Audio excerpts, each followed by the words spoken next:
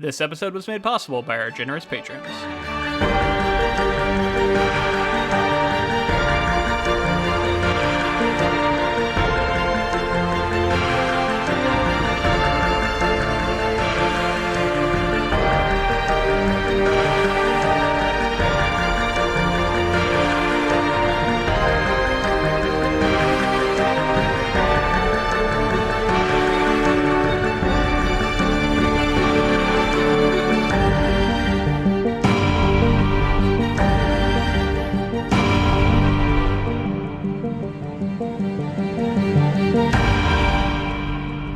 Welcome to episode 159 of the Ink to Film podcast, where we read the book and then see the movie. I'm James. And I'm Luke. And this week, with the help of special guest J.S. Arquin, we discuss James McTeigue's 2006 film, V for Vendetta. Our guest this week is an author, voice actor, audiobook narrator, and producer, and the host of the Overcast podcast. Welcome to the show, J.S. Thanks. Glad to be here. Thanks for having me. Absolutely, man.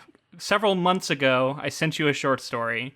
And I, crossed my fingers. Like, I send many short stories out to different markets, and the Overcast is a good one. And I was hoping, and to my delight, you accepted it. That story came out about 2 weeks ago, I think, roughly. Very exciting. And then you commented on our V for Vendetta post about how much you like this comic and film, actually. And I was like, okay, that'd be perfect. We got to do a crossover event. So I threw out the invitation, and here we are. Yeah, it was a great fortuitous timing. I saw the post, and I was like, oh, I'm so excited. I love your podcast, and I love V for Vendetta, and I'm so excited that you invited me to be a part of this. Yeah, thanks for coming, man. This is also pre-election, we want to say this. We're recording this on November 2nd, so this is before the election. We do not know the outcome. The day before the election, we don't know the outcome. So some of the things we say may end up feeling dated. Who knows what's going to happen? So I just wanted everybody to know that going into this episode. That's right. If you're hunkered down in your bunker right now, just, I'm just kidding. Yeah, right. There is an event horizon tomorrow, and I can't see past it. So who knows what Thursday will look like? It could be a year from now, for all I know. Also, we can't miss the opportunity to drop a V for Vendetta episode on the 5th of November, right? You can't miss that. Had to happen. Definitely. I mean, it lines up with our normal Thursday release. Yeah, it's perfect. The parallels are not lost on anybody on this podcast to what's going on today.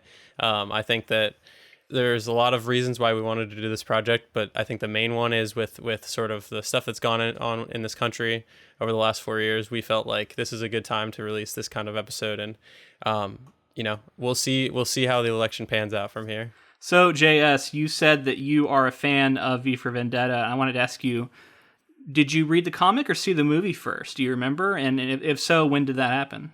I probably read the comic when I was a teenager. I've always been very into comics, but however, I don't really have any memory of that, so I can't say for certain that's what happened.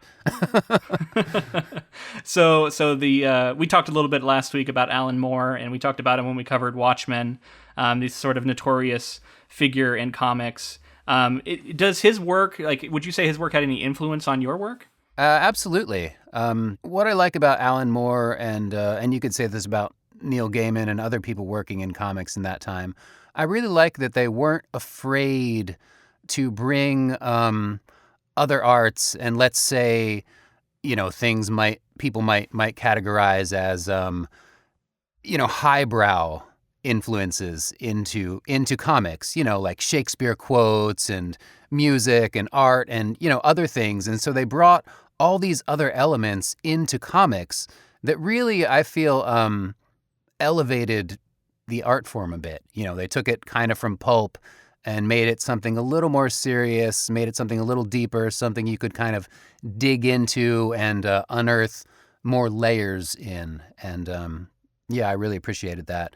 And absolutely, that's something I've tried to pull forward into my own work. As we all should, I would think.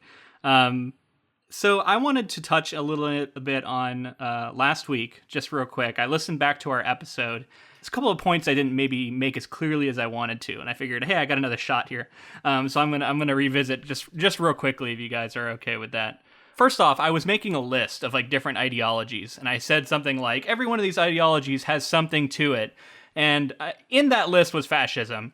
And I just want to amend that and say, no, it doesn't. Fascism should not have been on that list. It was kind of one of those things I was too busy talking about all the other ones, and I forgot that I had said that. Fascism has no redeeming qualities at all. It is an absence of an ideology, in my opinion. It's abdicating all individual thought and just latching onto a strong man who can tell you that you don't need to care about morality, and you can sort of just give over to someone else. And just so much awful shit happens when you do that.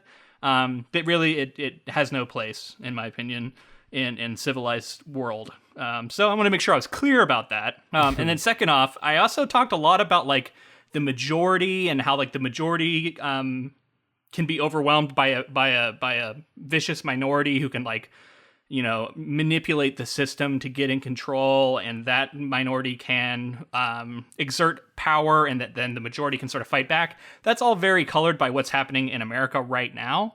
But I also want to make it clear that sometimes the majority can be wrong and the minority can be the ones in the right, because if basic human rights are being violated, it doesn't matter if the majority power appeals to the majority of citizens. If people are being murdered and, these horrific things are happening, then that minority has the moral obligation to combat it.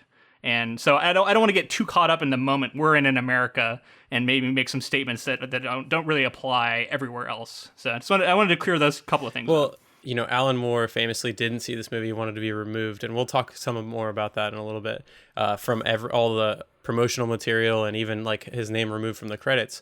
He famously said that this story, it was taken away from England and turned into like a Bush era political movie. That was very much commenting on like the war in the Middle East, like a lot of the things that were going on in America, where he felt like, as English people, he felt like they were too afraid to make a story about their own country and make statements on their own country, so they did it about Bush during that time period. Interesting. Is Mctigue British? I just looked it up. He's not English. He's Australian. So still writing about American politics as an Australian and a British story. That was kind of interesting. So I would love to hear sort of general thoughts from you guys. I feel like we've kind of already said some stuff, but maybe history with the material, first time you saw the movie, and then how you felt about this viewing, especially considering the current situation of things in this country. Well, I first saw this movie when it came out in the theaters, and I loved it immediately. A little history about me. I am very much against state oppression in general. I'm all about rebellions and the underdogs rising up. In fact, the tagline on my website, my author website, is "The underdogs will rise."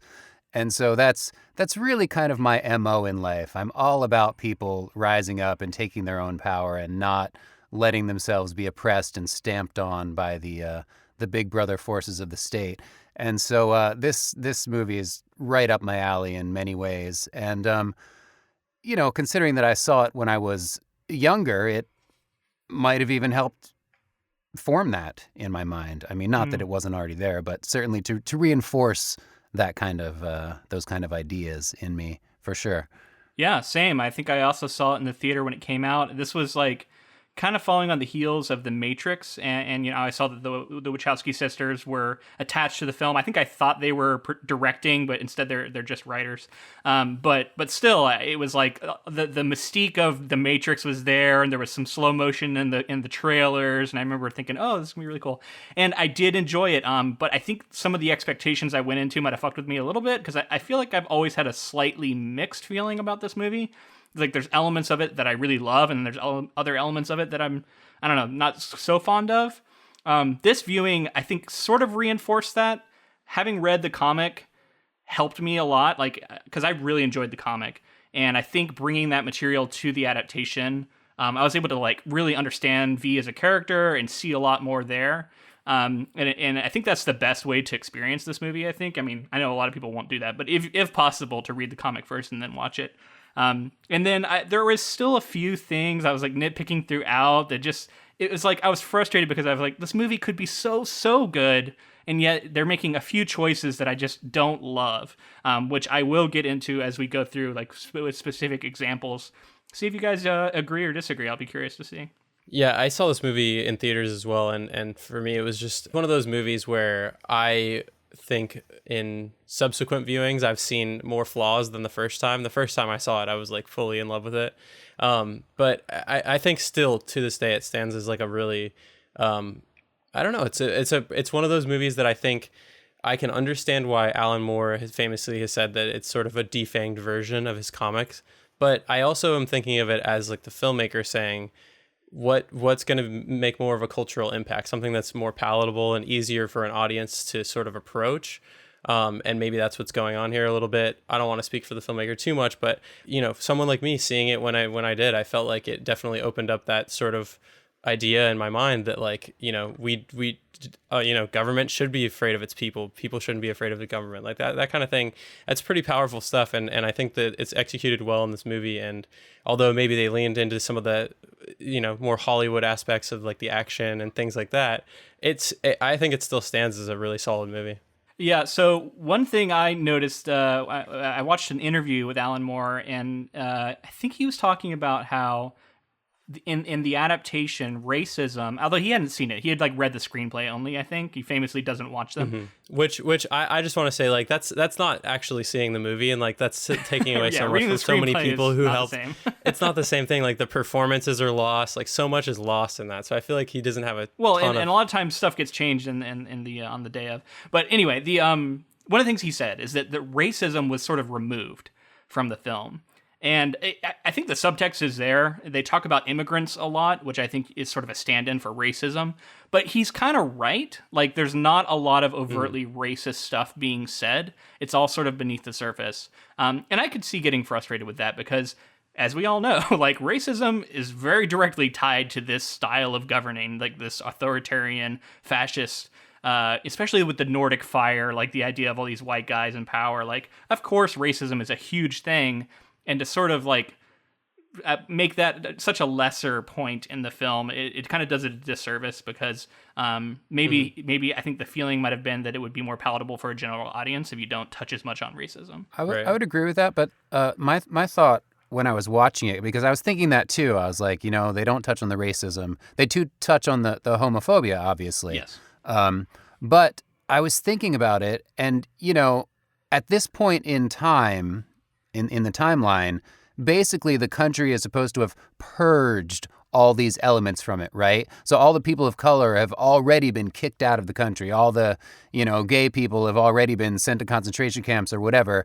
And so it's a little, unless you want to do flashbacks, it's hard to address that in real time in the film because there's not going to be people of color in the country because they've already been removed. Just to piggyback on that, there is this shot at the end of the movie where they're like revealing everyone under the masks, and we're giving spoilers because we're assuming that people have listened to our book coverage or they've seen this movie. Everyone's removing their masks. There are black people shown in that scene at the end, which is to say that, and clearly a lot of those people had died. Like we see people who we know had died, returning, and that's not to say like they were, doing all they could to show that like racism was absolutely a part of this, but there is that to show that like there's the absence of black people throughout the movie and then showing them in the end taking off masks and things like that. Like you said, it's at least implied for people who want to see it there. Sure. Okay, so to talk about the filmmakers a little bit, there's a lot of people to talk about with this movie because, as Luke said, the Wachowski sisters were heavily involved. They wrote the screenplay as well as produced this movie, and I think that their influence can definitely be seen. And when we learn a little bit about James McTeigue, it'll become clear why. So James McTeigue is an Australian film and television director. He has been an assistant director on many films, including Dark City, the Matrix trilogy, and Star Wars Episode II: Attack of the Clones. He made his directorial debut with the 2005 film V for Vendetta to critical acclaim. Since Vendetta, he has collaborated with the Wachowski sisters an additional 3 times as the director of The Invasion, Ninja Assassin, and Sense8. And then, so now I'm going to tell you a little bit about the Wachowski sisters. Lana Wachowski and Lily Wachowski are American film and television directors, writers, and producers. They have worked as a writing and directing team through most of their professional careers. They made their directing debut in 1996 with Bound and achieved fame with their second film, The Matrix, a major box office success for which they won the Saturn Award for Best Director. They wrote and directed its 2 sequels, The Matrix Reloaded and The Matrix Revolutions, both in 2003. Following the commercial success of the Matrix series, they wrote and produced the 2005 film V for Vendetta. The Wachowski sisters wrote and produced the film with Matrix producer Joel Silver, who had previously purchased the film rights to the graphic novel. The Wachowski sisters offered the film to James McTeigue, the first assistant director of the Matrix trilogy, as his directorial debut.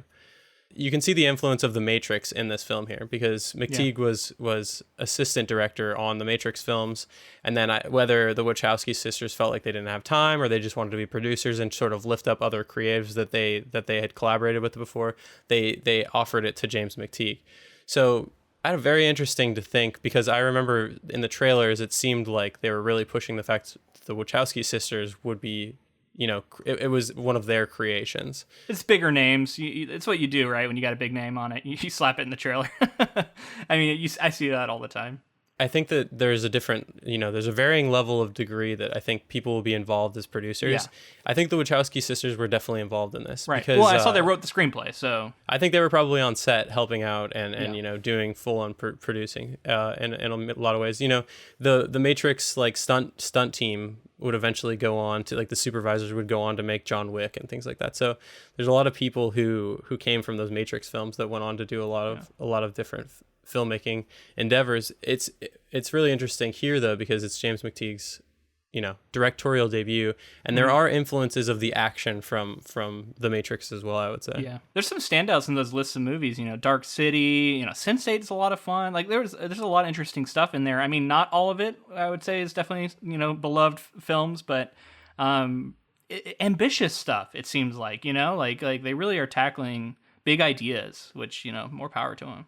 I mean, and to talk about the Wachowski sisters a little bit more, just a lot of the movies that they've gone on to make, Speed Racer, Cloud Atlas, Jupiter Ascending, a lot of those ones, say what you will about each one, I think some of those are pretty solid, but they swing for the fences, like you said. They don't care if it's going to be a miss, because they're willing to take a huge swing.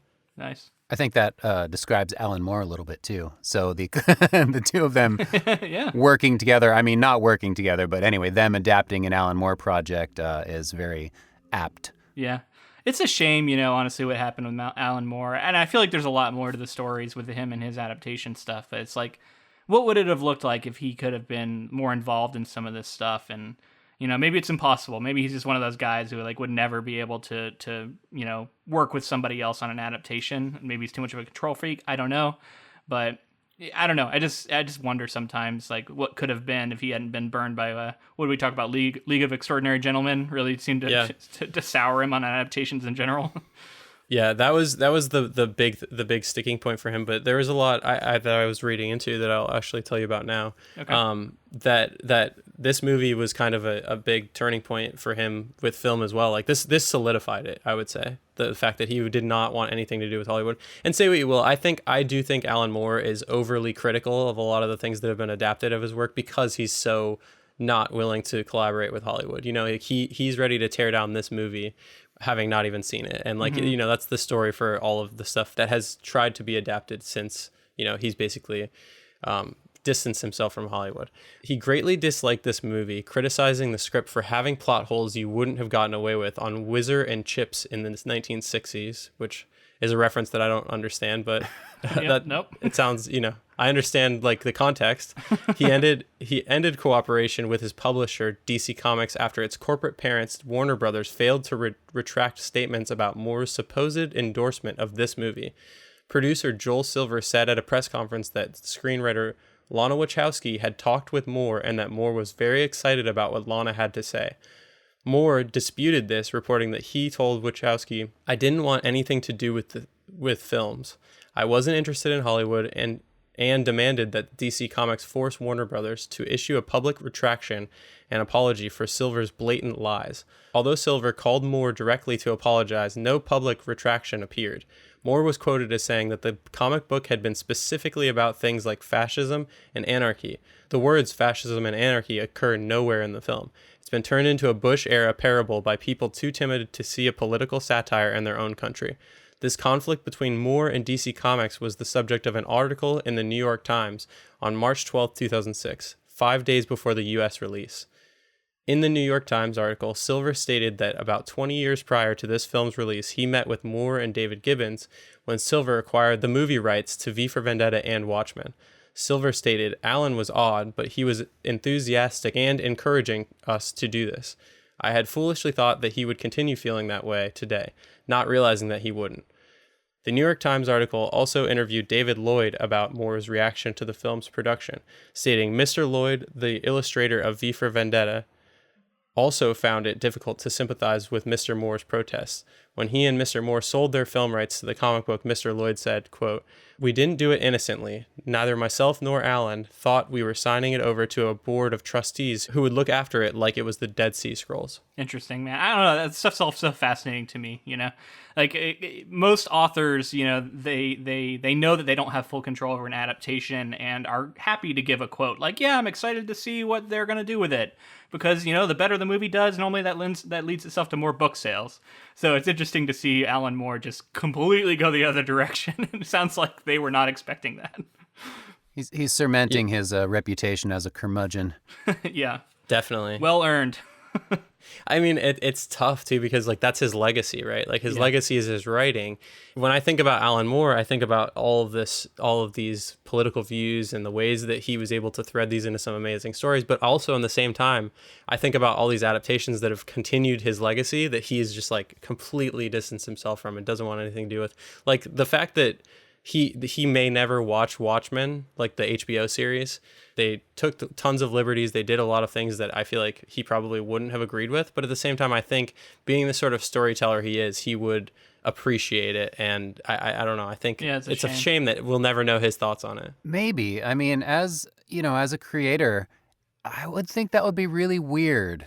Especially something you've put your heart and soul into and put these views and these opinions that you hold very strongly. And, your whole point is to try to communicate them. And then, somebody adapts it. And as you said, the words fascism and anarchy don't even appear in the film. And those were his main points in writing the graphic novel. I mean, he kind of is justified in feeling disappointed. And I can, understand a little bit him maybe not wanting to see adaptations because just knowing that he's going to have a violent internal reaction against them. Yeah, I mean, it's a valid way to respond to it. I think it's, as someone myself who hopes to, write stuff and maybe have something adapted one day, knock on wood, that would be amazing, right? I would hope that in that moment I could distance myself and realize that when someone makes an adaptation, they're making their own work of art. And the relation is there to what you made, but it is not your work. And it's okay. It's okay for that to exist and not be your work. And I don't know, like I would hope that you can be comfortable with that. Like I all of that being said, like of course, if they completely change some core storyline thing that you're super attached to, you're gonna get upset about it. As someone who created it, and you're like, how could you possibly change this? So I understand it. I get both sides of it, but this is the double-edged sword of adaptation that we talk about all the time, right? Yeah. Like it's always going to be this way. It's like don't give away adaptation rights if you don't want to see it be changed. You know what I mean? Like that's the only possible way to that's the thing. He sold the rights vision. to it. He could have not done that. You know what I mean? Yeah. Yeah. I'm sure he was happy to cash the check. Exactly. Yeah. At least at the time, maybe he regrets it now, but at the time, I'm sure he was. Okay, so we're going to get into plot here. I'm going to read 3 sections of plot, and then we'll just sort of react to it as we can. One at a time. In 2027, the world is in turmoil, with the United States fractured as a result of a second civil war and a pandemic of the St. Mary's virus ravaging Europe. The United Kingdom is ruled as a neo-fascist police state by the Norse Fire Party, helmed by all-powerful High Chancellor Adam Sutler. Political opponents, immigrants, Jews, Muslims, atheists, homosexuals, and other, in quotes, undesirables, are imprisoned and executed. On November 4th, a vigilante in a Guy Fawkes mask, V, rescues Evey Hammond from members of the Fingermen, secret police. They watch his demolition of the Old Bailey, accompanied by fireworks. Inspector Finch investigates V's activities. V hijacks a British television network broadcast to claim responsibility for the destruction, encouraging the people of Britain to rebel against their government and meet him on next year's Guy Fawkes Night outside of the Houses of Parliament. The police attempt to capture V. Evey helps him escape but is knocked unconscious. Yeah, so this is the introduction of V, the introduction of Evey Hammond, Natalie Portman. She's great. I've always been a fan. Hugo Weaving, his voice just comes through, and it's so perfect for the role, in my opinion. V seems like a wild man, and I love Evie's first line to him is, "Are you like a crazy person?" Something like that. It was very good because he's using V words every other word, and it sounds out there. I thought it was a really good introduction to the movie. I love certain scenes from the comics. It felt like were really brought to life, like him up on the rooftop, sort of orchestrating the explosions. A lot of fun. However, one of my first criticisms came in, and that was the sound that they decided to make his blades make when he was whipping them around. They sound so cartoony and I don't know, ridiculous. And it's just a start of like how I don't like how the blades are dealt with. I'll just go ahead and say, like, later on when the slow-mo scene happens and we have these long trailing lines behind each blade, I don't know what it is, but like there's just some weird choices made with the blades, in my opinion, that I could have done without, and honestly it probably would have worked better for me. But other than that, one little off note for me, like, I thought this movie started great, very on board with it. A couple things for me that stood out to me as being different from the comic, and the first was the very beginning, before the action starts, before any of this starts, you get an Evey voiceover as a preface, looking back. So essentially you're bookending the entire movie, the entire story. Now we know that we're looking back on it. And that choice actually kind of makes it safer, because it's like, now we're telling you a story. We're not living it. This is what happened in the past. And so in that way, it actually puts everything at one remove and makes it a little safer, like I said, for the viewer. And I thought that was an interesting choice by the filmmakers to do that. Yeah, I mean, maybe that's something that immediately Moore had a bad reaction to. Maybe he was like, "Oh, of course you're not gonna have us live through it. It's gonna be something that's like sort of more Hollywood and safer." Yeah, I could see him reacting poorly to that right off the bat. Like, and that's the first words spoken in the movie, the narration. So yeah, I'm sure I would love to be a fly on the wall while he reads the screenplay. So they're also sort of establishing this connection to Guy Fawkes, right? Because it's the Guy Fawkes story is what they start out with, and even with that. As someone who isn't familiar with the Guy Fawkes story, although we learned about it, like James and I looked it up last week, so like I know it now. But I remember even watching the movie the first time, I was still sort of unclear, like who Guy Fawkes was, and like the idea that this is like V's sort of celebrating this failed attempt at blowing up Parliament in a way that other people don't. Is what I was unclear on. Like, I thought maybe other people also celebrated it, but that's not the case. He's trying to sort of like reclaim the holiday or reclaim the 5th of November. All of this was unclear to me. So even with the explanation, I felt like it still kind of failed to explain what's going on with the whole mask and everything. So it's kind of a bummer. I definitely remember the first time I saw it, I was like, yeah, that's a great rhyme. Like, I think it's very cool, and there's a lot of good lore to it with, like, the remember the 5th of November and the gunpowder, treason, and plot. Like, that's all awesome, but I was also very unclear, and I wonder if, like, British audiences were like, oh, yeah, Guy Fawkes Day. Like, I wonder how they reacted to it. I would assume if they had the knowledge of the historical, moment, then they probably were like, oh, this is awesome. I noticed that was a thing that they really established, as we said in the prologue with Evey saying the rhyme. I think she said the rhyme at the beginning, didn't she? I think so, yeah. I think so, yeah. Yeah. But anyway, so that was something that the movie focused on very clearly, was Guy Fawkes and 5th of November, remember. I don't think Guy Fawkes was ever directly mentioned in the comic. I mean, he wore the mask, but I really think that was it. Like, you were expected to draw your own conclusions there, whereas the movie really, I think really he might hammered be on that mentioned, point. but there's definitely no scenes of him. Yeah, the rhyme is not in the comic. That's for sure. The rhyme isn't in the comic. That's true. But yeah, I think Guy Fawkes might be offhand mentioned. But actually, it might be like one of those weird invented memories. Maybe it didn't happen. I don't know.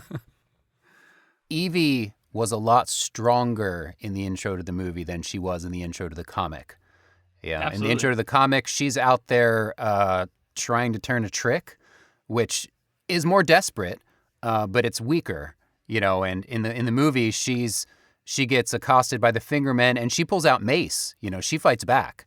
So from the very beginning, Evey is a much stronger character in the movie, and I really liked that choice, especially considering, where she goes in her journey from that point. Right. I feel better about her being a little older, too, just because, seeing a 16-year-old go through the things that she has to go through is a little more tough for me to swallow, but...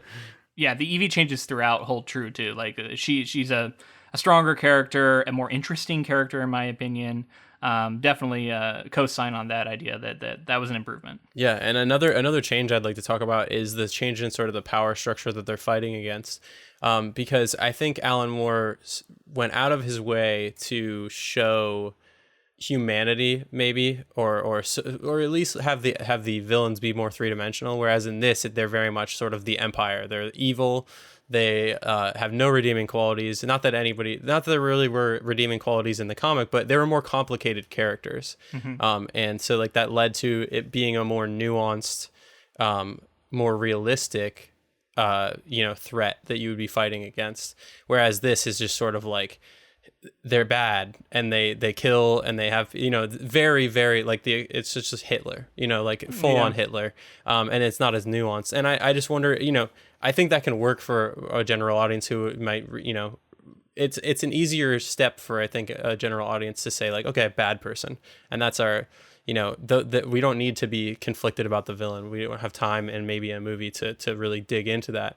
But what did you guys think about that change? I agree that it's certainly a lot easier to digest for a movie audience. And I mean, that's one of the, as you guys are well aware, one of the biggest differences between written form and movie adaptations is that you have more time to explore those nuances in a written form. Whereas with a movie, you're very constrained and you have to really winnow it down to, okay, what's the main point? And so, in the movie, the main point is fight the power. And as you said, they just chose to make the power evil. Here's the evil empire and go. And, it makes for a cleaner movie for sure, but definitely it would have been more interesting if they had more time or were able to make some of those villains more nuanced as they were in the comic. I completely agree. Yeah, and what's lost there, I agree with all the reasons you guys are both saying as to why they did it that way, but you lose a little bit of the reaction that you might have reading where you can see real people in these positions and you can recognize that these are human beings that you might know or that you've known people like this that can become these people. Whereas when you see these mustache twirling evil guys on screen, it's really easy to distance yourself and just go well, they're obviously bad. Which maybe it doesn't force the introspection a little bit of are there people like that in government today? Which when I'm reading the comic, I'm thinking that the whole time. Right. Well, yeah, and the idea that Alan Moore is planting is these people, as much as some of them might want you to believe they're this evil, stalwart empire, sort of unmovable people, they're humans. And if you turn the screws the right way, they'll crack too. They're not right. These impenetrable fortresses that they would want you to think. And so they're just people in that way as well. Yeah, and so there's also, you touched on before, the connection to the Bush administration. I think that's definitely clear with the black bagging that keeps happening. It's very reminiscent of Guantanamo Bay, and a lot of those infamous photographs that came out of there, and even the facility that we see later on and the experiments being done. Although obviously, hearkening back to the Nazis and the concentration camps, I think it's also being tied to that more modern reference point for people. So I think in 2006 that really hits, right? That's something that is on everyone's mind and feels very topical. Okay, so do we want to talk anything about that BTN sort of invasion? I actually liked that they moved it forward in the movie. It happens a lot sooner. It's later in the comic, and I like that they put Evey there. This is where she works, and this is, instead of V taking her directly from where he saves her at the very beginning into his lair.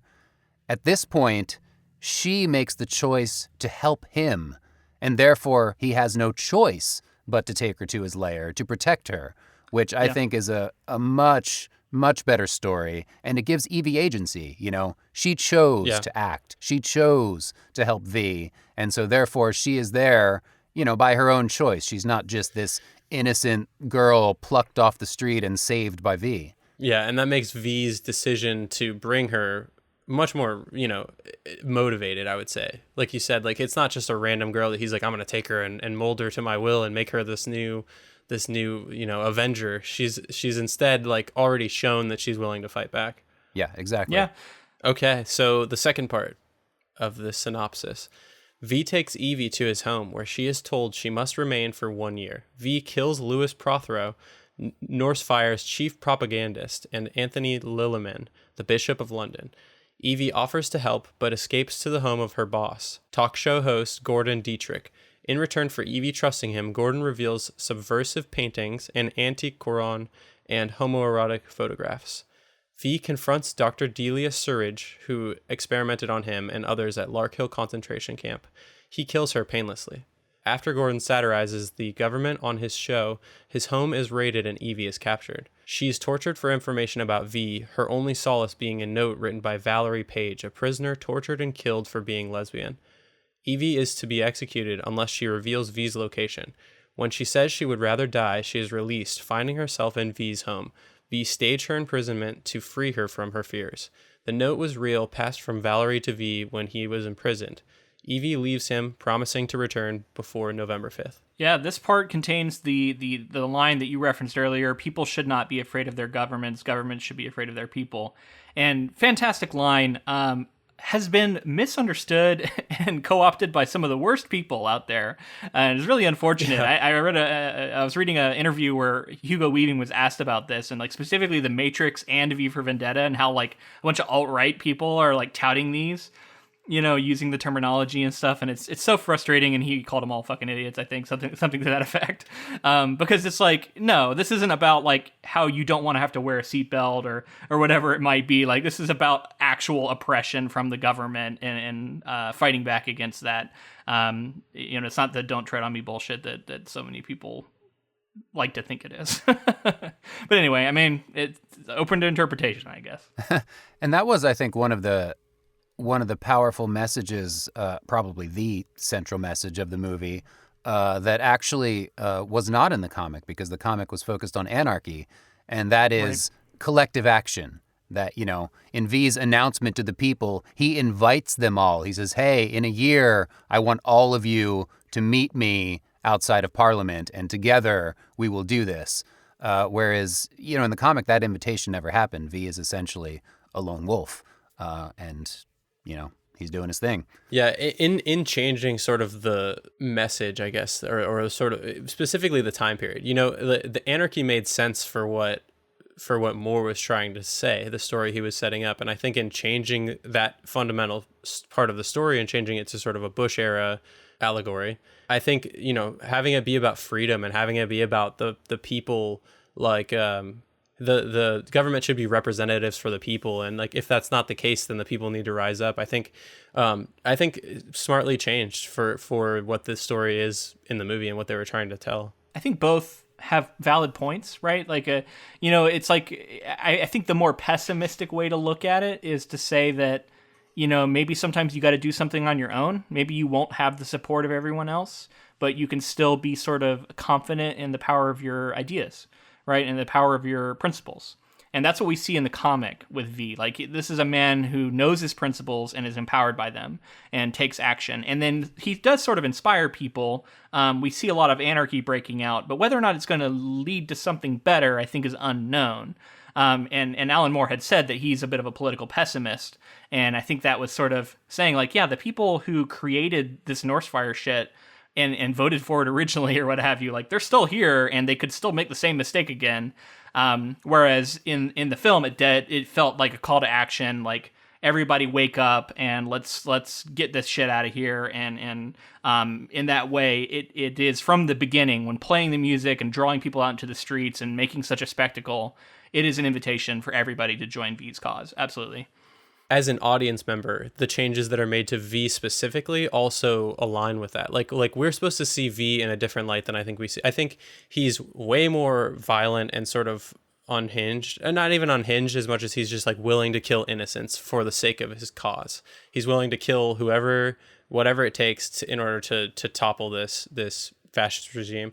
And I think the same can be said for the film, but they humanize V a lot more than I think is done in the book, and that leads us, the audience, to also feel the call to action. Like we're seeing this person die for this cause, and sort of be a martyr, and also his dying wish is to inspire everyone to sort of like know their rights and understand like what they can do in a situation that seems hopeless. I want to touch on the Tucker Carlson of this story. That's what I ended up calling him. This asshole fucking propagandist. And there's the line where he says, "I wish I'd been there." And he looks right into the camera. And that paper tiger, empty bravado shit that you see all the time, like that was so perfect. And, of course, he gets his comeuppance like in that very scene. So it's very exciting when V shows up and sort of ambushes him, and he's immediately shown to just be, all bluster. One thing with him and with some of the other executions V carries out is that they're a little less poetic in the movie. In the film, you have the dolls with that guy, you have the communion wafer with the bishop, and none of that makes it into the movie, which kind of made me sad because I really liked those little touches in the graphic I agree. novel. Yeah, it's like all poison. It seems like maybe just like a little bit of arsenic or something. I don't know.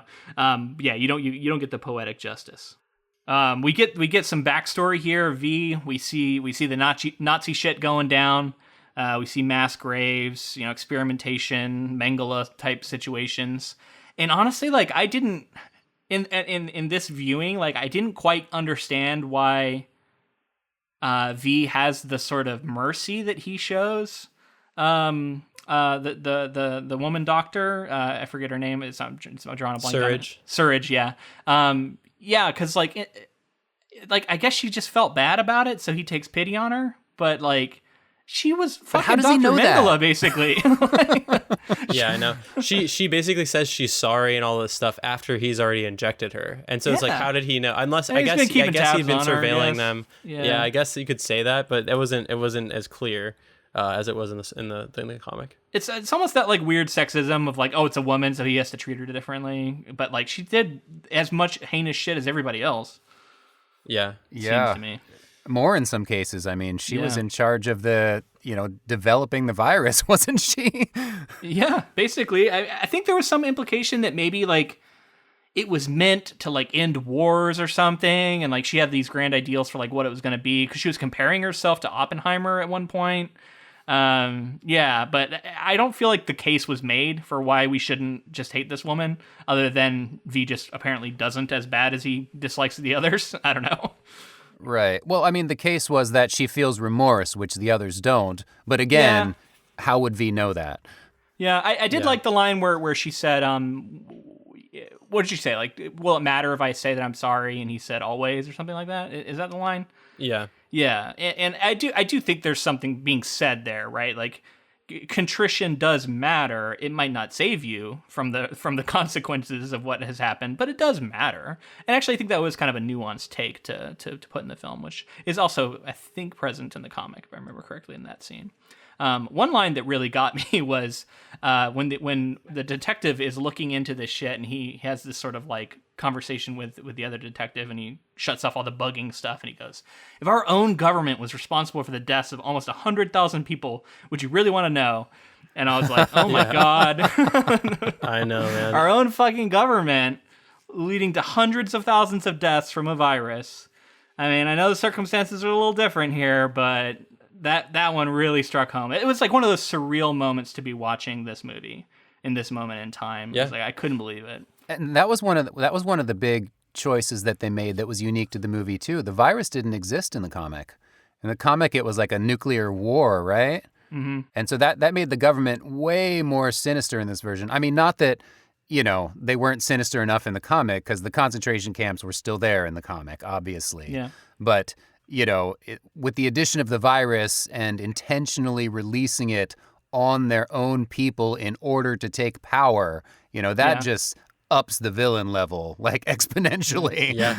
And then they also created Yeah, and then they also created a vaccine that they profited on. Right. Right. And so it's like these are things that you could see happening in a capitalistic society like that. Yeah, Absolutely. like war profiteering is, that really speaks to American politics. So I did want to touch on the Gordon stuff. I think we got that in this bit of summary. He they changed him a lot for the movie, and his relationship with Evey, and I liked it a lot better in the movie. It holds true with all the other things that I liked about Evey. He ends up being sort of a closeted homosexual who isn't able to be himself. And it instead of being kind of creepy, which he seems early on, it's like completely changes the way we look at him. He ends up being this guy that you really like. And then, obviously he seems a little bit naive, which seemed a little out of character for him after he had just talked about like how much danger he'd be in. But I forgave it. I liked the him like getting out there, doing his shtick. And then maybe just like not really foreseeing just how bad the government is and how vicious the repercussions would be from his actions. But good stuff overall, good changes for that character. I do think that if he had done that one act in a vacuum, had V already not sort of like put pressure on the government in this way, I think he's thinking in those terms. Like he's thinking like this is going to be a slap on the wrist and like we'll be watching you sort of situation because he's so popular. He's the most watched TV host or whatever, and so like he's so popular. And then he's sort of his overconfidence comes when he doesn't realize how much pressure the government behind the scenes is under, and then that's when they're like, they're just executing people and taking people out. It doesn't matter how famous they are. So yeah, but I did love seeing like him, stand up to everybody in that way. Because, using your platform like that is something that I feel like we see a lot of people doing even today, like using your voice, whatever platform you have, to sort of raise awareness for this kind of stuff and at least put thoughts in people's minds in ways that they might not already be. It's an act of bravery, too, in a climate like that where censorship is so harsh. And, it's easy for us to say, right? We're not going to have someone kicking down our door for releasing this podcast, but there are places in the world where that would happen. And not to say that couldn't happen here at some point in time, too. So, but there is something to it. It really is an act of bravery and an act of defiance. One small quibble, though. I didn't think it was that funny. Like the sort of shtick that he gets up to, it was okay, I guess. And then like having everybody crack up so much, like we kept cutting to people at home just like dying laughing, and like it was something weird where like it's the same reason I don't like laugh tracks. Like I don't like it when people are telling me to laugh. And I felt a little bit like the movie was trying to tell me that this is super funny, even though it wasn't. It was just kind of okay. I don't know. Anyway, that's just a me thing. Yeah. I do think maybe like the censorship that's gone on, they haven't had access to real comedy, actual statement. And like, yeah. Well, it was a very clear nod to Benny Hill, too. I mean, the music was Benny Hill, and just that kind of shtick scene is like pretty much directly Benny Hill. So it's a very British thing. That's probably what it is. Which, by the way, that's the actual actor who plays the Chancellor, right? Like, that's just him with some makeup on. It had to have been. Like, there's no way they had someone who looked that much like the real guy. I was like, that's just the guy. Yeah, no, it definitely was him. That was John Hurt. I do want to talk about, because I don't want to move to the next section until we kind of dig into what goes on with Evey and V's torturing her and putting her through the whole process and everything. Like, how did you think that was handled in the movie versus the comic? Because I do think there are a couple of additions that I enjoy. Well, in the movie, it felt like a much shorter time span. First of all, it felt like it all happened within maybe a week in the movie. Whereas in the comic, especially when she gets released and you see how emaciated she is, you really get the feeling that it went on for a long time. So in that way, it was cleaner in the comic, I guess. But a lot of things are rather not in the comic, cleaner in the movie. I mean, but I guess that's really true of a lot of things in the movie, which is maybe one of the things Alan Moore didn't like because, he likes to dredge up the dirt a little bit and show that things are not as clean and neat as we want them to be. Yeah, I mean, still ethically a really troubling thing for V to do here. And, I feel deeply mixed about it. And I do like that in the film, it seems like Evey can't just forgive him. she has to leave. She's like, I can't stay here with you. You know what I mean? Like, she kind of forgives him, but it's like, still like a line has been crossed and you can't undo it now. And they only see each other again one more time before he dies. Whereas in the comic, that's not the case. She forgives him like right away. And I remember being really weird. So in many ways, I do prefer how it was handled in the film. Also, really well done, the stuff with Valerie. I remember that being really touching when I saw it the first time, and just shot really well. I thought the moment where they kiss and the sun is sort of behind the kiss, just really beautiful, and really captures sort of what was lost, right? Like, you feel the weight of what has been lost and taken from them. So yeah, I mean, it was really interesting, and overall I really liked it. I do remember the big hubbub about this movie before it came out was that Natalie Portman shaved her head. It was like everywhere. People were losing their minds about it. It seems like such a dumb thing to worry about at this point. Well, it just shows you like how shallow this stuff can be sometimes, like how shallow the public can be, because it's this movie about like so much deeper, so many deeper topics, and like nuances to like what's going on in the actual culture in that time period. But people were like, can you believe heartthrob Natalie Portman shaved her head? And everybody's talking about how brave it is. And I think at the time, because of general audiences freaking out so much, it is a brave move to be a Hollywood A-list actress like that, and then to shave your head. I did read that she said that she was looking forward to it because it's something that she'd always wanted to do. Yeah. For the record, I liked her with a shaved head. Yeah, I mean, I thought she looked better. That look isn't as weird now. Like, I feel like it's like more in fashion these days anyway. So it looked good. The scene where they show Valerie, and like they show the movie that she's on and everything, the whole crew in that shot was like a lot of the crew that was actually working in the movie. So that was like their chance to cameo. Instead of it being extras and stuff, it was actually the crew. Oh, that's super cool. That's awesome, man.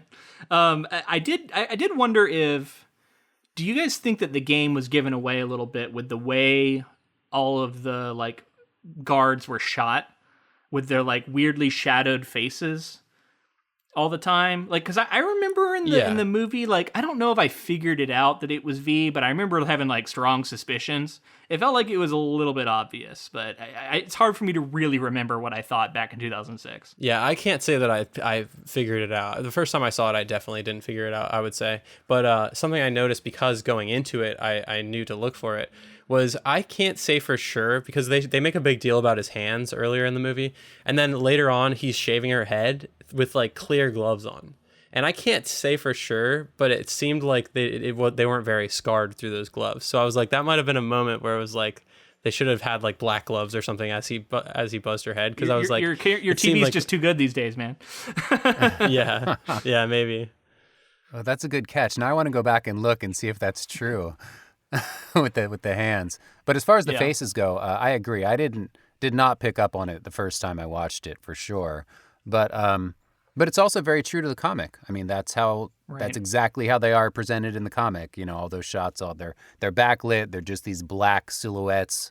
And so I like that. I like it when they remain true to the comic, especially visually in places like that. It makes me happy. I would have liked a little more of that, because that's one thing actually we kind of forgot to touch on with the comic, is that so much of it is black ink, and the sort of like white spaces are what form the faces often and what form the characters. It's almost like an inversion of what you typically get, and it creates a lot more darkness on all these panels.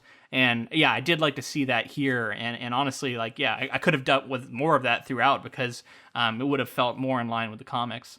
At the very end, when she walks out onto the balcony and raises her hands up into the sky and the rain comes down, it's one of those moments again to me that is like borderline cringy, and it's like there's a very fine line between it like landing the emotional moment they're trying to land and bordering over into the kind of cringy territory, and it veers a little bit for me, and I think part of it is cutting twice to the flashback of V coming out of the fire.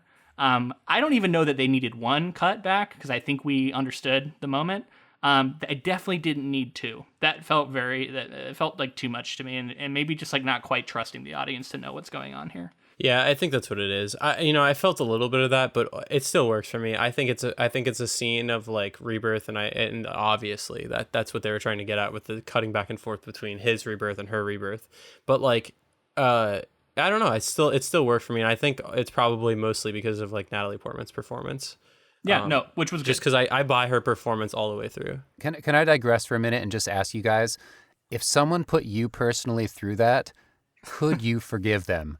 Because I couldn't, but I had this discussion with my partner, and she absolutely understood. She's like, no, it's totally worth it. I completely see why she forgave him and what she got out of him.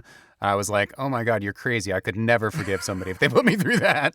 Yeah. The violation of trust there is, I mean, like, I think that the movie finds the right spot. Like, she is able to come to an understanding, yet not truly forgive him. And I think that's about as much as you can ask for in that moment. And I think, honestly, it hinges on Valerie being real. Because if Valerie isn't real, I don't buy that she ever forgives him. I think if Valerie was a creation of V, it's a step too far. Agreed. Which shows the genius of Alan Moore, like having that moment has so much impact in the comic and then into the movie because of that writing. I definitely would not forgive someone. I think I could come to an understanding because I could empathize with the fact that they had been through the same thing I had, and then sort of be distantly connected in that way. But I think that the way that they handle it in the movie definitely works for what I feel like I could actually do versus what happens in the comic and to become the next V. No way. I think you hit the nail on the head with the Valerie thing, though. She's definitely the element that holds it all together.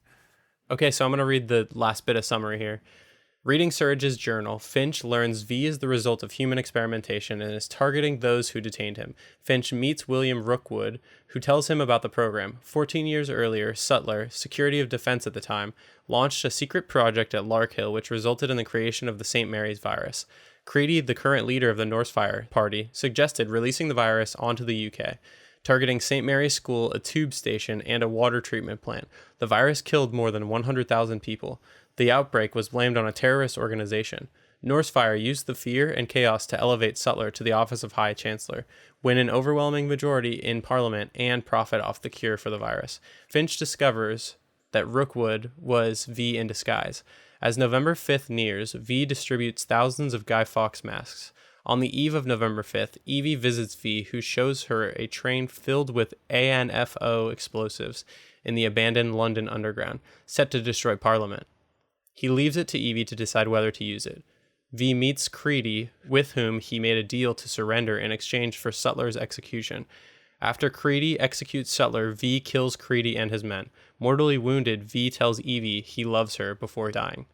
Finch finds Evey placing V's body aboard the train. Disillusioned by the party's regime, Finch allows Evey to send the train. Thousands of citizens wearing Guy Fawkes masks march toward the Houses of Parliament. The military receives no order and allows the crowd to pass.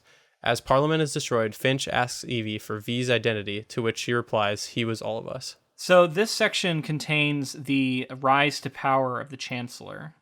And when this happens, the line is said, the more power he obtains, the more obvious his zealotry and the more aggressive his supporters become. And that one, oh God, again, yes, just I really noticed that spoke too. to me. I was like, God, this is really just speaking to this moment. Yeah, that really gave me chills. I was like, oh, how is he so prescient there? That's terrible.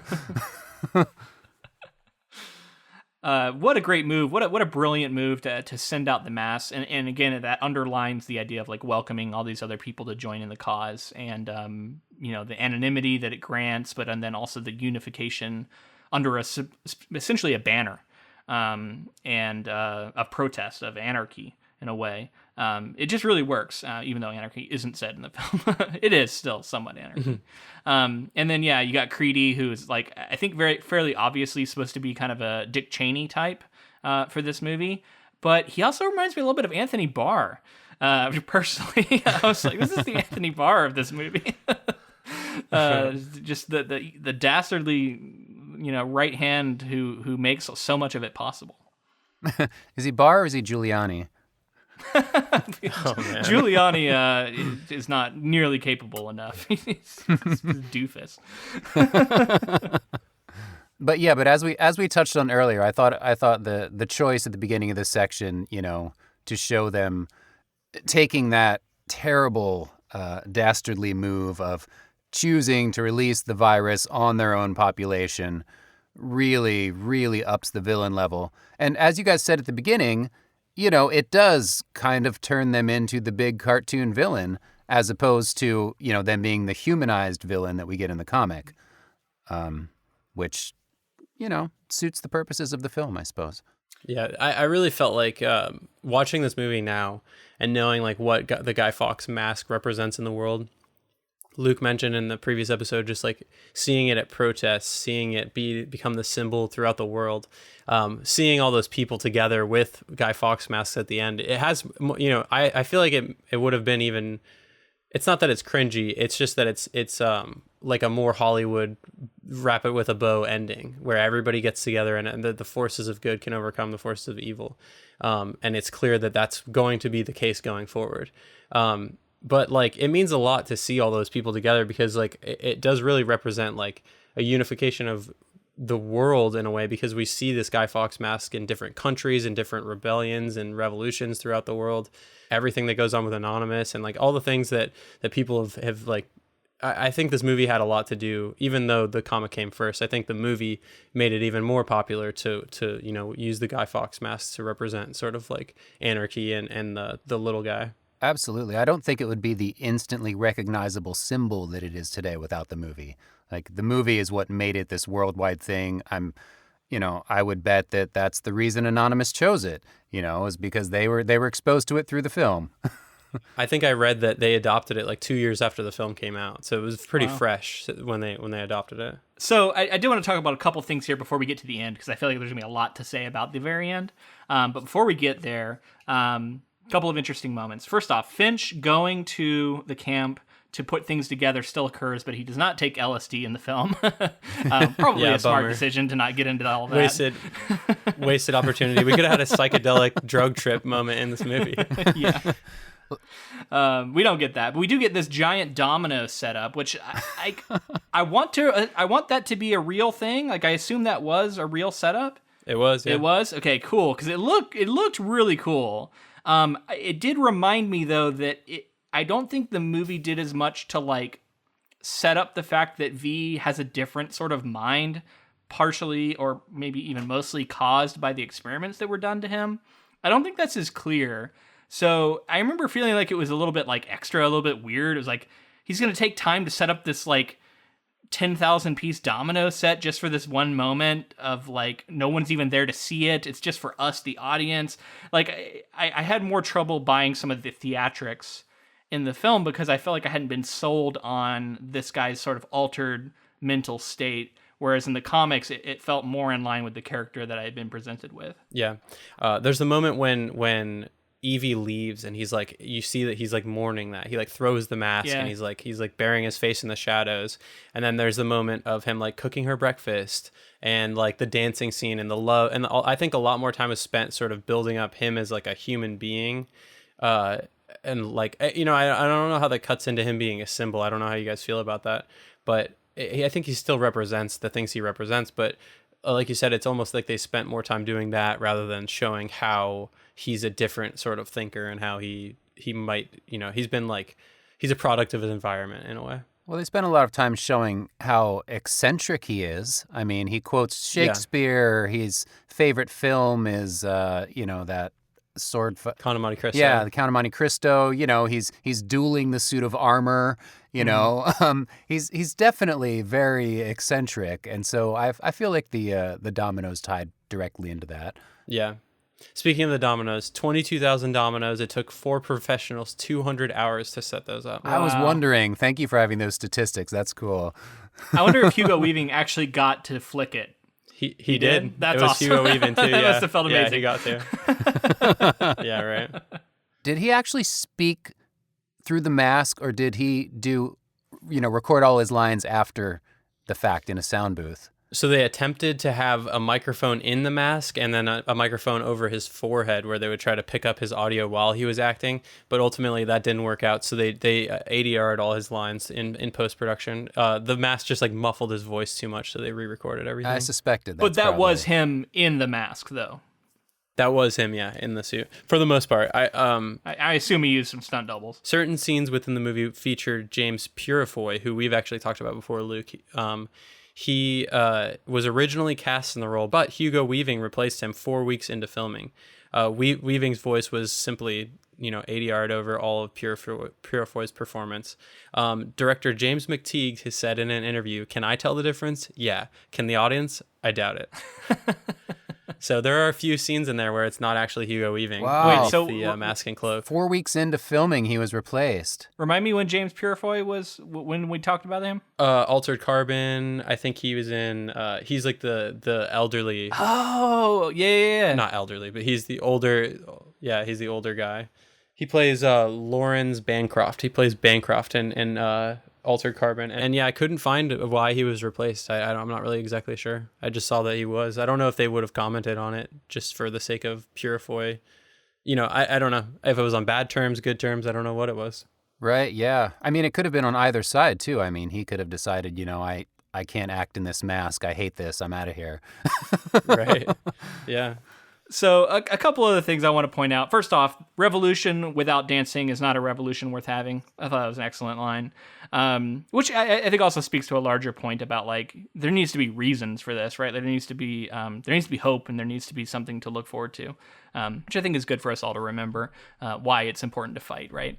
And then there's this weird bollocks joke that I totally don't think I even noticed it the first time I watched it, but this time, it comes back 4 times in the movie where a character just sees something and then waits a moment and goes bollocks, and every Creedy does it, the spray paint girl does it, different people keep doing it.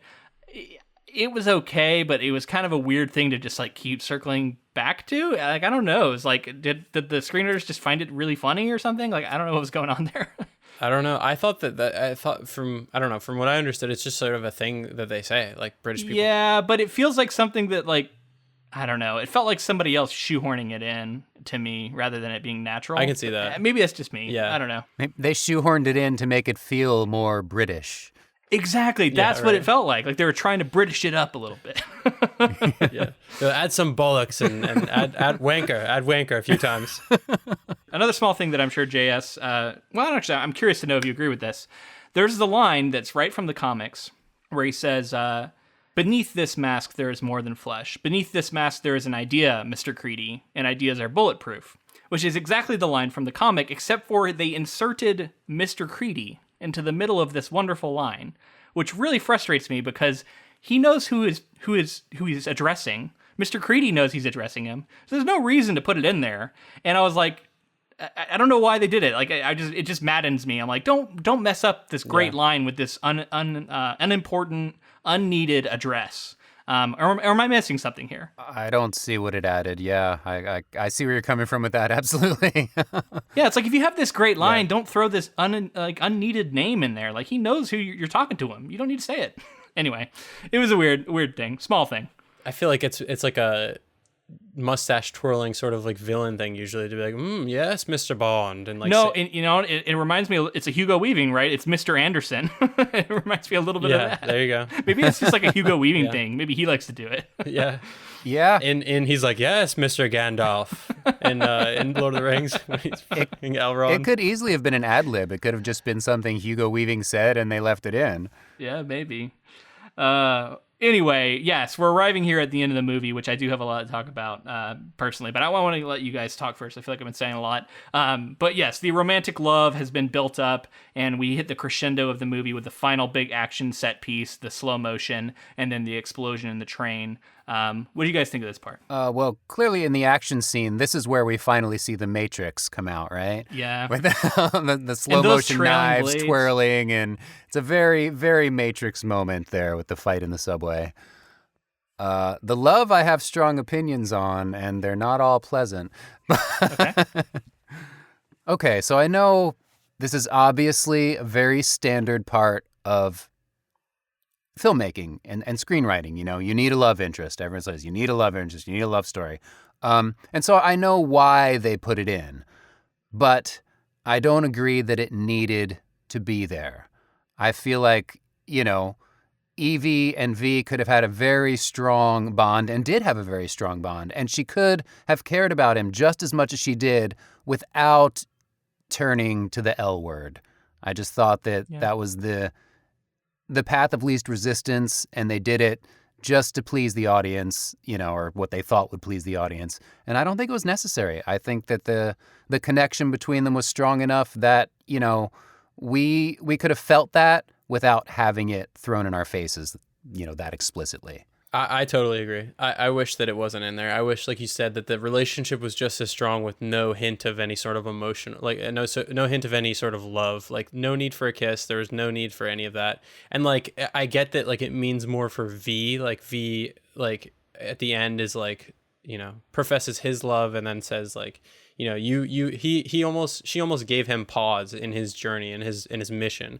Like, if there was anything that was going to stop him from fulfilling his mission, it would be like loving someone and being like, I don't want to die, I want to stay and reap the benefits of all this stuff that I've been trying to once life is back to normal and everything is better in the world, I want to be able to just relax with someone I love. And I get that. I don't think it makes for a better story though. I would rather have just seen their bond be very, very deep and have no love sort of connection. So I wonder if part of this is like a remnant of the previous version with James Purifoy, right? Like, I feel like a younger V could have like lent itself to a romantic connection more than Hugo Weaving. I think we're all aware of Hugo Weaving and how old he is, and to me it's I don't know the exact age difference, but we're generally aware. And it felt like this relationship could have been sort of a fatherly one, and could have been a really powerful fatherly one. And there could have been a love there, if it, just not a romantic love. And you could have even still had a kiss, maybe plant a kiss on the forehead or something, or on the cheek. But I do kind of think they loved the idea of the kiss on the lips of the mask. Like, they thought that would look really cool. So maybe they got too sort of happy about that look. And I want to say that might have even been a panel in the comic, if I'm remembering correctly. That might have been right out of there. I don't know. I'd have to check. I with this whole like V being everyone ending, it also makes sense for like it's like this idea of like, you don't love everyone romantically, but you do love everyone. I love everyone in the world, in that way that everyone should love humanity. Every single person, every fucking one, every single person. You hear that, listener? He loves you. I love you. But yeah, like I think like it didn't need to be romantic. I don't know. Okay. I stand by that. No, I'm with you guys. So the last thing, or one of the last things I want to talk about, I had to laugh at the idea of the military in this moment just dropping their weapons and letting an entire crowd of people walk into their ranks with unknown motives, unknown whether or not they have weapons. What are they going to do when they get to us? The whole final sequence with the way the crowd acts, they're like highly disciplined. They all keep their masks on to the same moment, then they pull them all off at the same time. The military all stands down. There's just like a lot that goes just so perfectly at the end. It strains credibility a little bit for me, to where, again, I feel like there's a fine line, and to me it veers a little bit too far into the bad direction. That just keeps me from loving this ending. Yeah, and I guarantee that Alan Moore hated that, because like he's like, this is becoming not anywhere close to what can happen in reality. It's not realistic. Yeah. And like, it might make for a nice, clean story that has good Pollyanna, morality to it. And it's like, yeah, it's very like, it's a neat ending that Alan Moore would definitely scoff at. Yeah, well, honestly, that kind of turns it into a fairy tale for me, because it's so unrealistic that, and maybe that ties into, the book ending with Evey, like, hey, I'm telling you a story, we're not actually living this. And maybe in the story version that I'm telling you, this was the beautiful ending, and this is how it happened, and nobody got hurt. We're getting into 300 territory a little bit there. But yeah, I agree, especially in our current year, where we've seen, the police beating people repeatedly and all over the globe. To just see them throw down their arms and not do anything was a little ridiculous. Yeah, I mean, the message is there, obviously, right? It's like the idea is that hopefully these soldiers would have enough humanity to realize, like, we don't have orders, we're not being told to do anything, so why would we want to start killing people who are not, who are a part of our country and everything? But unfortunately, we've seen that that's not the case. Like, at some point, things can change, and you can see people throw down their arms and stuff, but usually it's not before any fighting has occurred. Yeah. And so, yeah, I mean, this is something added for the film. This is not how it goes down in the comic. In the comic, the city is in chaos at the end. People are, rioting. There's battles taking place in the streets. And, the hope is that maybe this will lead to something better, sort of from the ashes. Whereas we sort of fast track right to that and skip over all the messy parts here. Which, yeah, I can see Alan Moore not being a fan of that at all. I mean, if you guys are ready, I think that leads us into talking about book versus movie in this situation. Like we're gonna pick our favorites. It's we've been doing it this year, and it's tougher than sometimes, and it's easier sometimes. Yeah. And I want you to go first, Luke. This time I've been going first a lot recently. I feel like which one are you taking, the book or the comic in this case? Or and we'll have JS. You'll break the tie, or maybe just pile on. We'll see how it goes, or maybe you'll be a lone voice. So yes, book versus comic here. This is tough. I mean, I think I am on record in the previous episode of like having criticisms about the comic. Definitely there were things I didn't like about it. And then once again in this movie, I think while a lot of the changes were great, I still had little quibbles here and there, things that kind of got cringy for me. So I'm kind of mixed on both, although generally positive on both. But when it came down to it, it's the comic for me. I'm going to give it to the comic as my preference. But yeah, I'm curious to know where you guys are at, because I feel like it's not going to be unanimous this time, but who knows? Who knows? I think the comic, does a great job of like creating nuanced characters, creating chaos, creating what could potentially happen in the real world.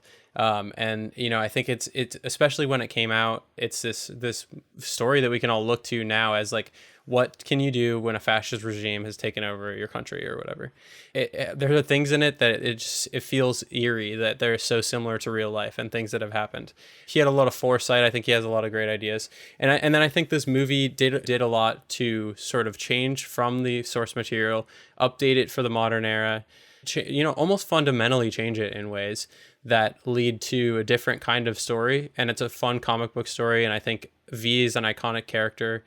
The mask is important because of this movie, I would say. It's around the world, raised awareness for that story. And I think it is more approachable for audiences. But in this case, I am going to take the comic because of I think just overall the importance. I mean, it's like a seminal work for him.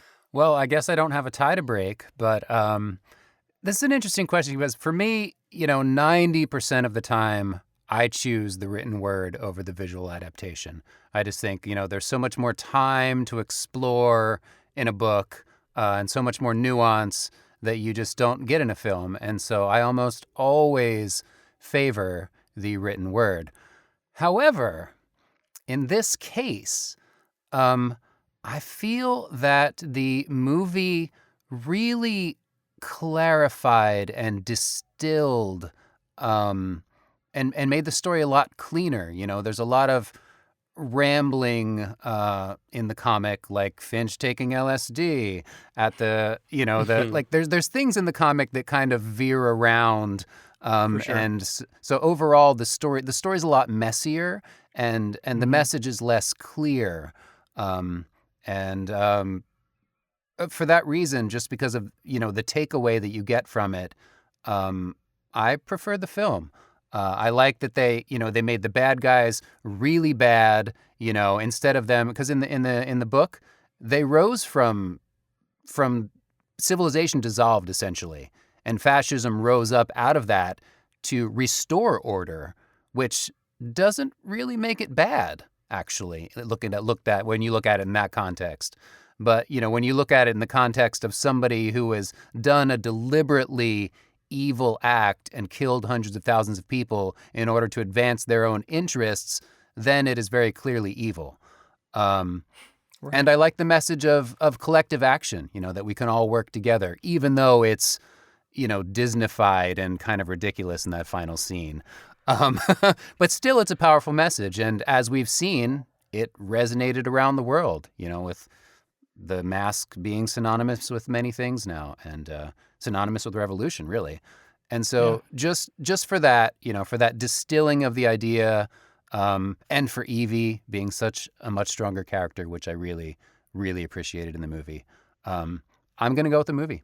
I like that. I'm glad somebody gave it to the movie, because there was a lot of smart changes made. Evey in particular, just way better in the film. And you're right, there is a lot of meandering. There's a lot of side characters in the comic that probably could have been shaved off. It almost felt like they were kind of padding the story at times. Maybe that's not fair, but it's a little bit sprawling. I did want to say, I like what JS said about Evey, and I think she really does in this version of the story become kind of the main character in a way, because V is sort of like the symbol, and he is obviously in the movie as well. But she has the arc, she has the experiences, and like I thought, and obviously a very strong Natalie Portman. Yeah, she's the narrator. Very strong Natalie Portman performance. Mm-hmm. So it's not that I dislike the movie either. So yeah. I'm glad we're all on the same page. That's good. That's good. All right, well, then we're going to call it here. JS, if people wanted to find you online, find the Overcast podcast, read some of your books, where do they go? Where can they find you? Probably the easiest place is to just go to my author website, which is arquinworlds.com, and that will have links to everything else. Yeah, and the Overcast podcast, by the way, subscribe to it. There's new stories frequently, excellent speculative fiction with a particular focus on the Pacific Northwest, but from authors all over the country and all over the world, I believe, right? All over, cool yeah. Podcast, definitely check it out. And my story on there, They Come From the Void, I think is the most recent episode still, so check it out. Yes, although actually by the time this comes out, it won't be anymore, because there's another episode coming out this week. All right, episode 137, and then maybe listen to the new one too. It's not me, but it's okay. You can listen to it. I wanted to say I listened to Luke's episode, the They Come From the Void episode, and I really like the way that you interpreted his story in a way. I think it's cool because we talk about adaptations, and you adapted his story to an audio medium in that way, and I really enjoyed listening. And I know you're right here, and I don't know how you feel about compliments, but you have a great podcasting voice. You have a great radio voice, and I thought it was a really good episode. Thank you. I appreciate that. Yeah, it was honestly surreal for me. I've never had my work professionally narrated like that, so it was a cool experience listening to it for sure. So yeah, thank you for that, and thank you for being on. This was a lot of fun. Hopefully our listeners got something out of this. I know that this is like a weird time to be putting out this episode, so hopefully everybody is safe and nothing too insane has happened in the intervening times between recording this and when this comes out. But we're right there with you. Stay strong, everybody. And yeah, once again, thanks for coming on, JS. Thank you so much for having me. This was a blast. So if you liked this episode, please let us know in the form of a rating and review on whatever podcast app you use, or if you're on YouTube, like the video, maybe comment, let us know what you liked about it. Make sure to subscribe, all that good stuff. If you wanted to support this podcast in another way, we also have a Patreon. It's patreon.com/ink2film. Every month we do a bonus episode. We have like close to 29 or 30 now. And we typically do something that's adaptation adjacent in some way, or something that's related to some of the projects that we're either talking about, upcoming adaptations, news, that kind of thing. But for Halloween, just recently, we did one where we kind of talked about our favorite Halloween time media, whether it's movies, video games, books. And then we also talked about our favorite costumes or past costume stories we had about that. It was kind of fun. a little more of a relaxed fit kind of episode, but I thought it was fun, and it's kind of nice right now to not have to do anything too elaborate with everything going on. So if you want, more of a kind of relaxed look at, our tastes and just having some Halloween fun, definitely check that out. I know this is coming out a few days after Halloween, but you can celebrate the spooky stuff on all the way up till Christmas, I think, and year round maybe. Year round. Yeah, year round. Also, if you would like to connect with us on social media, we're at Ink2Film on Facebook, Twitter, and Instagram. And join the Council of Inklings on Facebook, where we talk with our listeners and post polls and news and all that good stuff. Thank you to Ross Bugden for the use of our intro and outro music. All right, that's going to be it. Hopefully things are going well. And if they're not, once again, remember V. We will be back in, I think, 2 weeks. I think next week we're taking the week off. We'll be putting out a From the Vault episode. So we'll be back in 2 weeks with Cinderella. I'll give you a little preview here. We'll be reading the Brothers Grimm story, and I think it's a 1997 adaptation in particular we're going to be watching. So check out that in the intervening time if you would like. Yeah, I'm looking forward to it. It should be pretty fun. All right. Until next time. Thanks for listening.